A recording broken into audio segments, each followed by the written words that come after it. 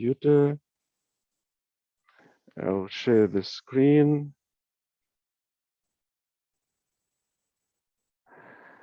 I will stop my video, and I guess we're good. So just a reminder, if you go to GitHub into my Selector account, there should be a repository called statistics.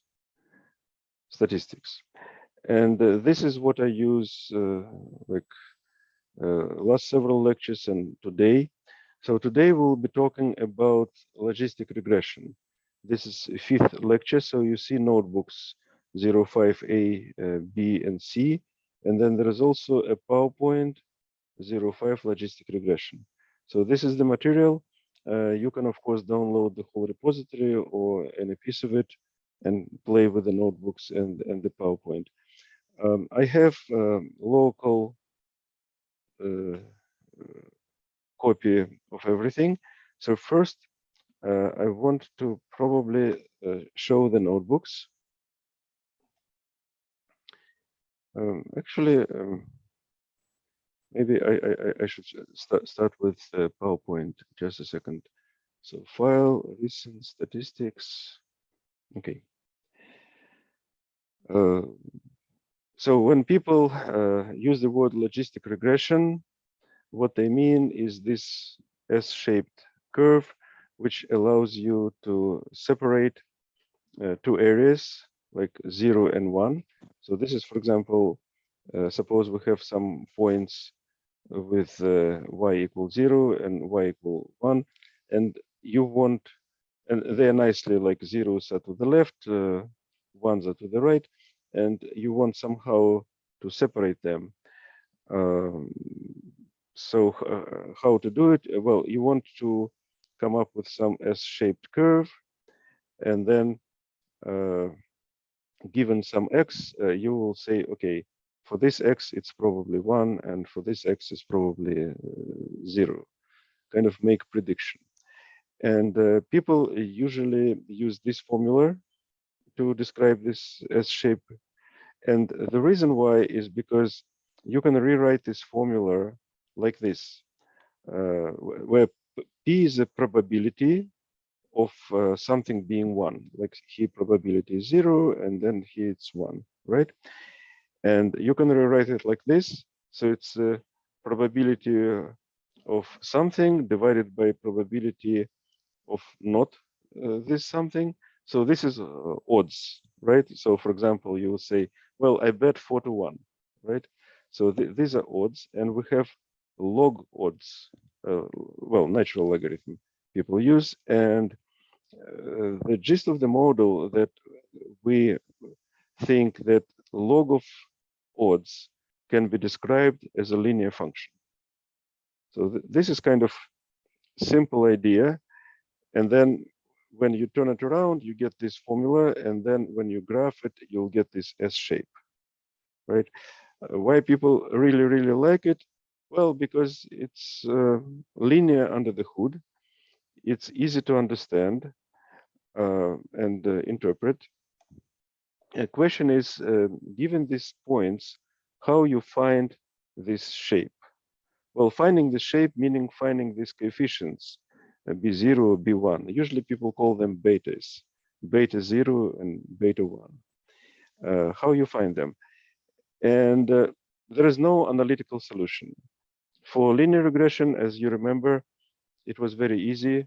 You can just find the minimum. Not for logistic regression. You have to find the best fit, find the curve which provides the best fit. So the beta coefficients are fitted using gradient descent. Common error functions consist of 2 separate functions for target value 0, this, right, and for target value 1. Because the errors may be actual data is 1, but your model thinks it's 0, or vice versa, right?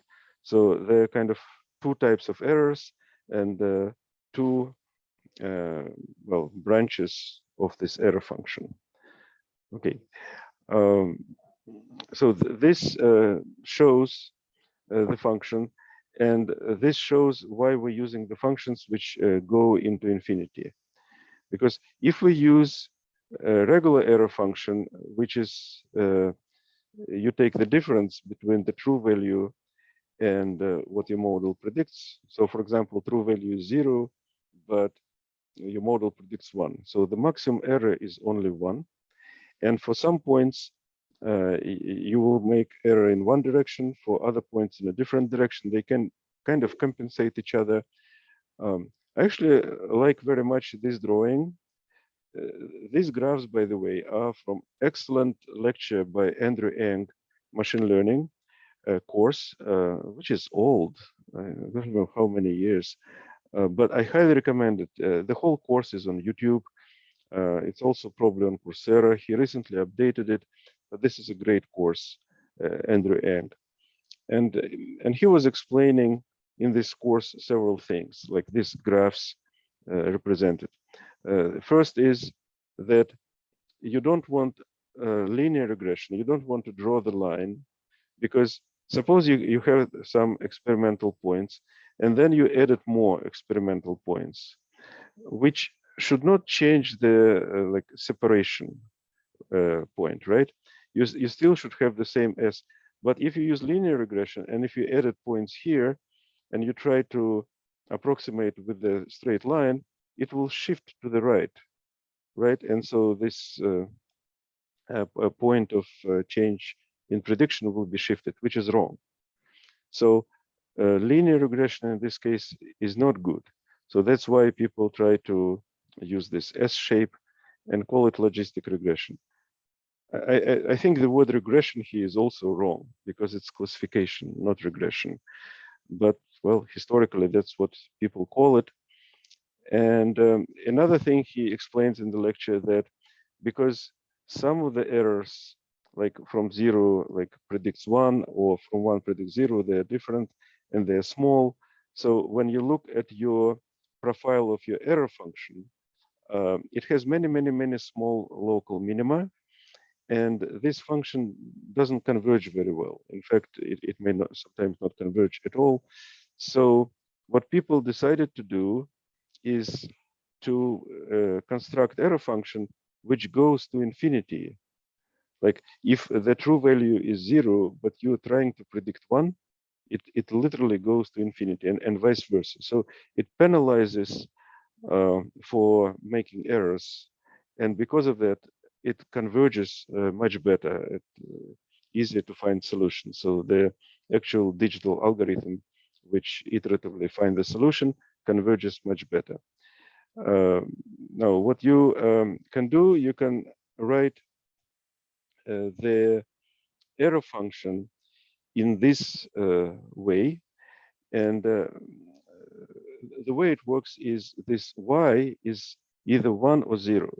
So if y is 1, then this part works and this part doesn't. And when it's 0, then this is not 0 and this becomes 0, right? So there are two branches of the function. The hat above y, it's means it's a model, right? And regular y is data. So data may be 0, 1, it's actual data, and this is the model, and you construct this sum, and well, you divide it if you have more points, so you normalize by the number of points, and this will be your total error or your total loss. So, and this is called log loss. It's also called cross entropy, and the reason why is because in physics, when in statistical physics, statistical mechanics, well, people calculate entropy, and the formula leads to the same thing. So they look very similar. That's why people say cross entropy, although, well, it's not physics. It's just formula look the same. Anyway, just returning what we covered. So we approximate logarithm of odds as linear function. We iteratively find the solution, And we use log loss function, which penalizes heavily for the errors. And because of that, it is able to avoid local minima and it converges. And well, that's basically it. Another thing, this is actually a really like this is what is it's a YouTube channel where the guy sings a little bit and does very good explanations. And this is actually from his video where he explains that well, you cannot use a regular error function because things go to infinity. So you use maximum likelihood approach, mathematics. Okay, let me stop here for a second and switch to notebooks and show you some stuff. Okay, so first the log loss. So this notebook, there is absolutely nothing here other than I just create arrays. So x's go from 0 to 1, just 100 points, well, 101 points. And then I make x squared and 1 minus x squared. So what I do is this red lines. This is just simulates a regular mean squared error. And then the green ones, they simulate the logarithm of, again, x or 1 minus x. And it goes to infinity. So this is just show those functions. Very easy. Okay, next one. This is just simulation of logistic regression, just demonstrating some scikit-learn functionality. So what I'm doing here is importing pandas, numpy, some scikit-learn pieces, and matplotlib for graphics, reading data from this CSV file. Well, show the data a little bit. What else do I do? Okay, I split it into train and test. Well, it's a usual machine learning approach. Then take logistic regression, like make an model object as logistic regression, class weight balanced, solver, whatever. So logistic regression, it comes from here, from scikit-learn, linear model, right? Okay, and then I do model fit as usual, give it X train and Y train. So after this runs, the model is fit. And by the way, this logistic regression usually fits very fast. And then I just print some parameters of the results. So there's a precision, a recall, F-score, and you see that they're not really good, but whatever. And then I show ROC curve and the receiver operating characteristic curve. So this is the recall, this is false positive rate. And again, ROC curve is absolutely terrible for this data. Then plot confusion matrix.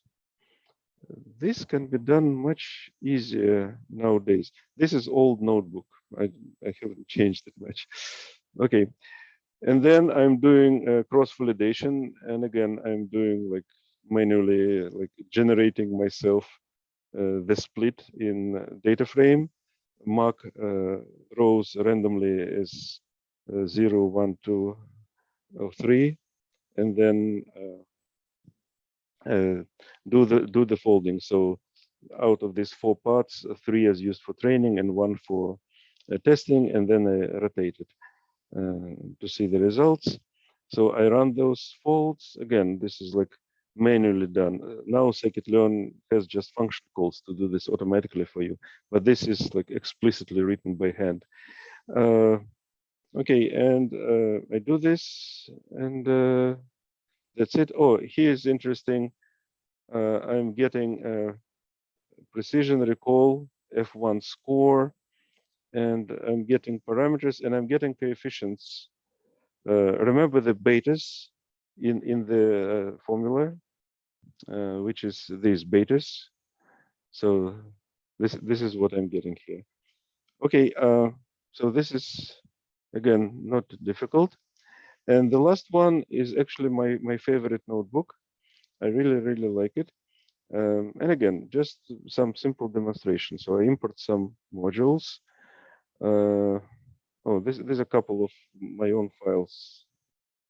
Doesn't matter. Okay, scikit-learn pieces, generate some data just to show, okay, I have values with 0, have values with 1. So I need to separate them. And you see there's an overlap. So it will not be too sharp. It will have some transition period on X.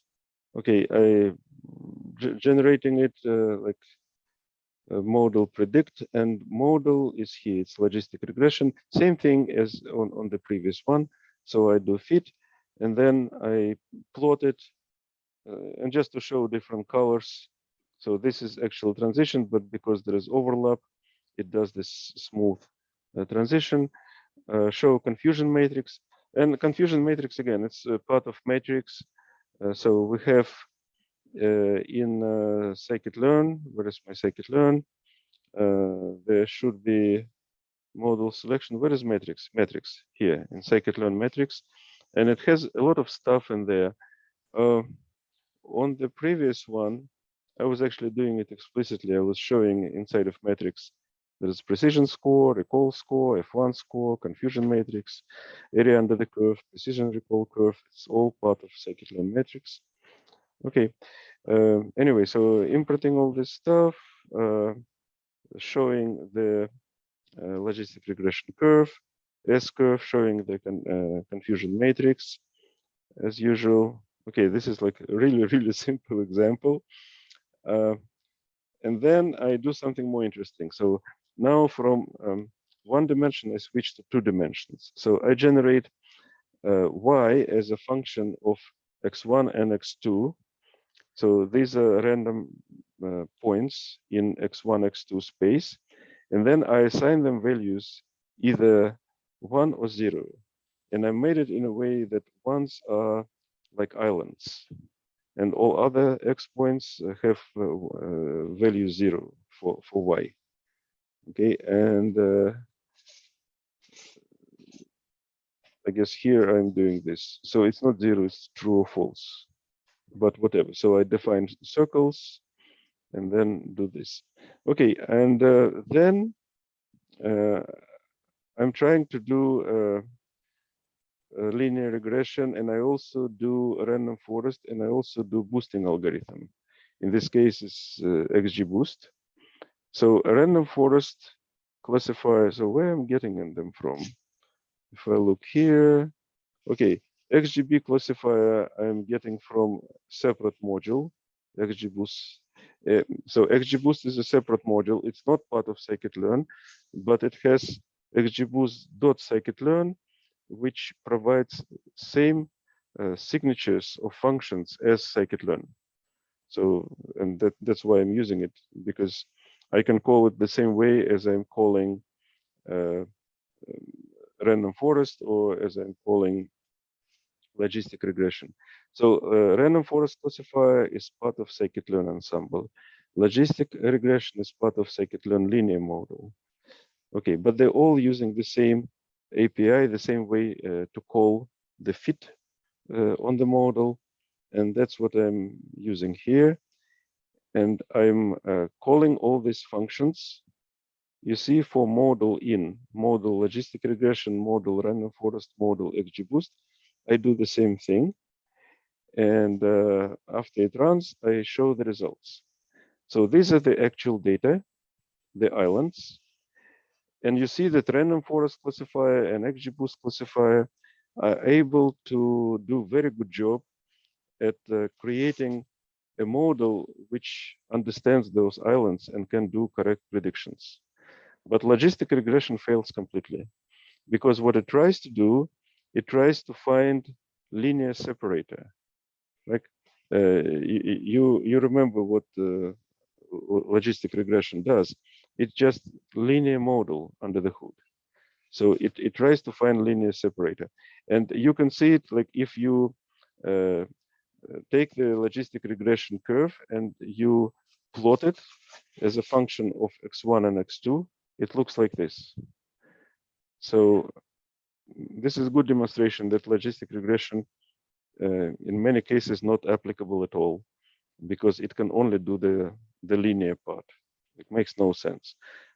That's why I prefer not to use it ever. I just go for random forest or XGBoost. And in fact, I like random forest because it consists of independent trees, so you can train them independently. It's very fast training. XGBoost classifier is a bit slower because you train the trees sequentially. But again, on modern computers, it's also fast. So you can do either. Random forest has benefit that it provides feature importance. This is because when it creates multiple trees and all trees are built using the same algorithm, and you can see how they split, like on which feature it splits first, on which second, and so on. And the features on which it splits earlier, these are more important than the ones which are like not so much significant and it splits at the last at them. So random forest can look at the trees, can look on which features they are split first, and it provides you like the ranked list of features. So this is a very good thing. This is very convenient to have. So when you're developing the model, random forest is usually the best. For production, XGBoost classifier usually a little bit like more accurate, but they both are good. Okay, so I'm doing this, and then I'm doing cross-validation folds, and again, splitting data in 4 pieces. Take 3 pieces for training, 1 piece for testing, and then rotating, changing which piece I use for testing.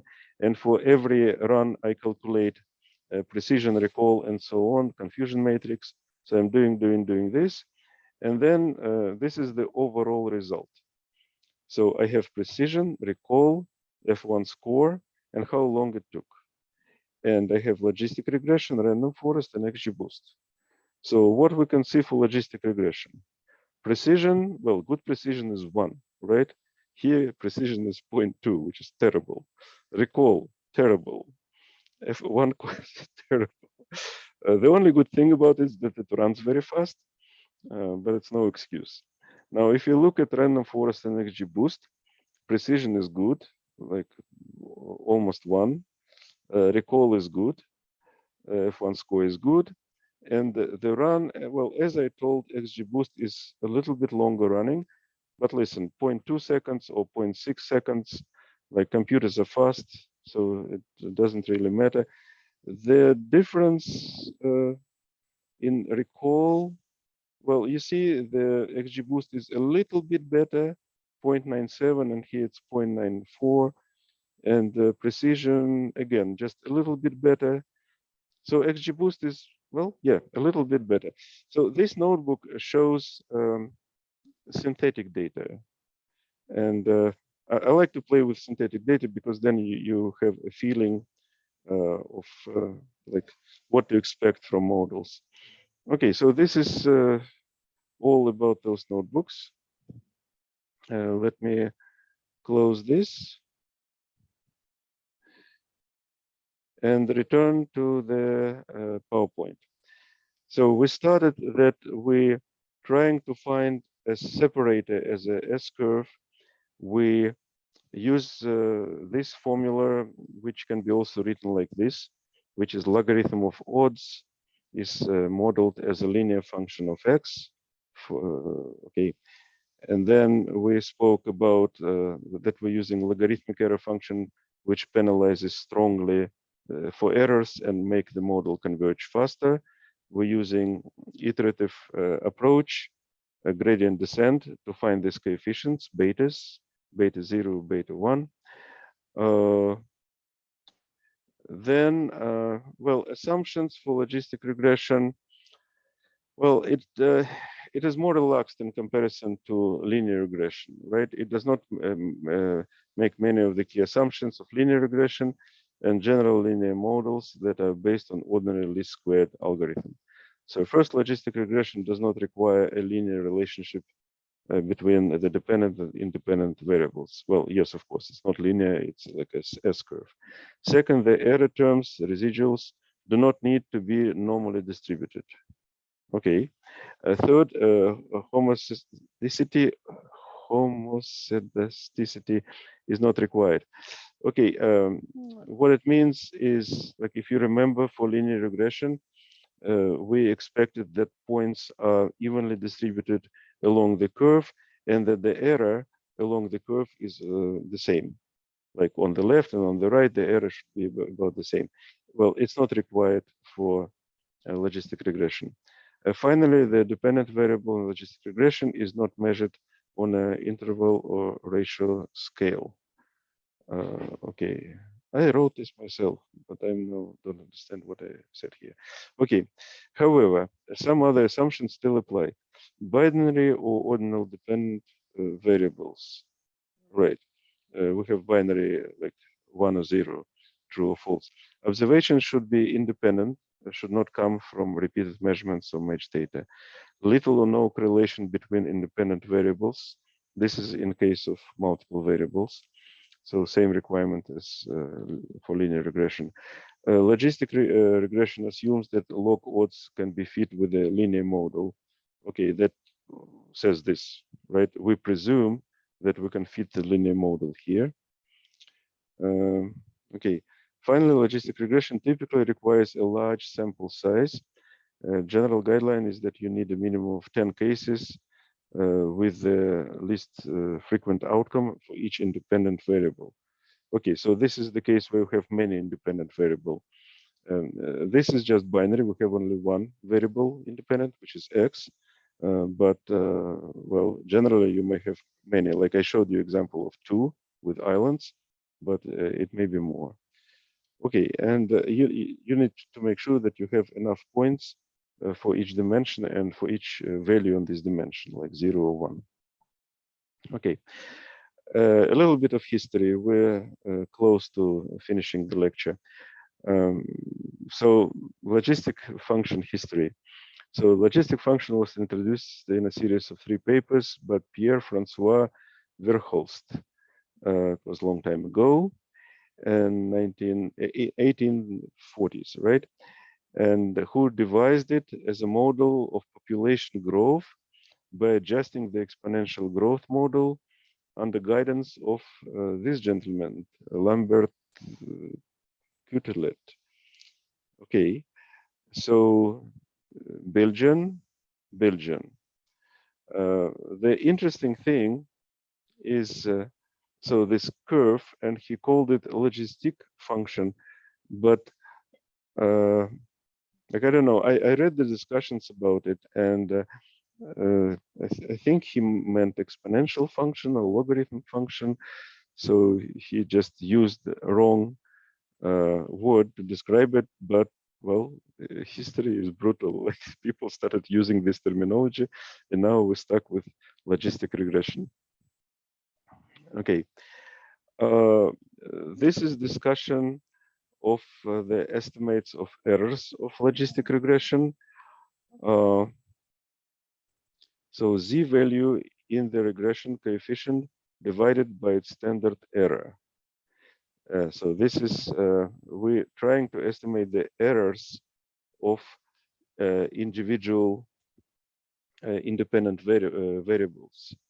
So for example, logistic regression out columns, we have estimates of coefficients, standard error, z value, p value, odds ratio.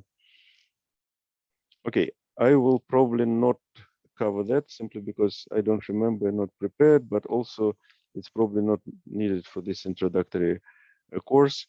So people use different approaches to estimate the error, and I will just click through this. I provide here some links which you can follow, and you see the formulas are terrible, so you better probably not do it yourself and just go with what scikit-learn or other libraries provides you.